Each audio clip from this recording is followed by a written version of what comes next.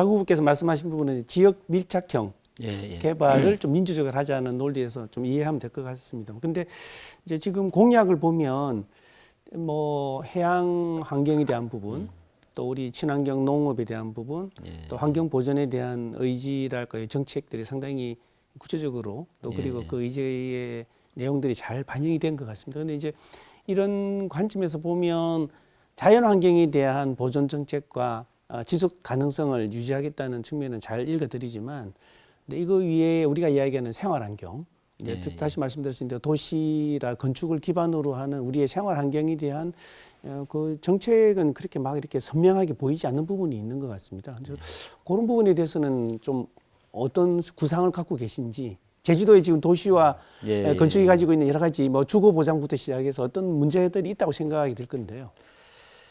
일단은 그 여러 가지 문제들이 우선 이제 도시가 자꾸 외곽으로 팽창해 나가는, 특히 이제 중산간 쪽으로 팽창하고 구도심은 이제 공동화돼 가고 있는 이 문제를 어떻게 해결할 거냐라는 게 굉장히 중요한 문제 중에 하나다. 그 여러 가지 환경 문제도 낳고 또 교통 문제에도 영향을 주고 하기 때문에 그 구도심 부분을 조금 더 밀도 있게 그 재개발하는 문제, 이 부분도 좀 사실은 고민이 좀 필요한 부분이다라는 생각이 들고요.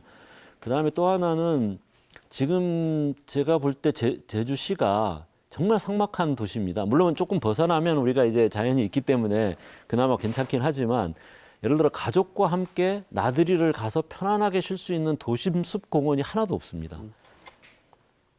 저는 이게 굉장히 시급한 과제다. 그러니까 걸어서, 엔간하면 걸어서 이렇게 접근해서 그 저녁에 그 같이 그 보따리 싸서 도시락도 먹고 이렇게 할 수 있는 공원이 세계 어느 도시에 가봐도 그런 공원들이 있지 않습니까? 그 센트럴 파크니 뭐니 해가지고. 근데 지금 제주도심에 그런 게 하나도 없고, 기껏해야 이제 탑동 콘크리트 바닥에 가가지고 이렇게 하는 가고 있는데, 저는 그 부분을 시급하게 해결해야 된다. 제주시 생활 환경과 관련해서.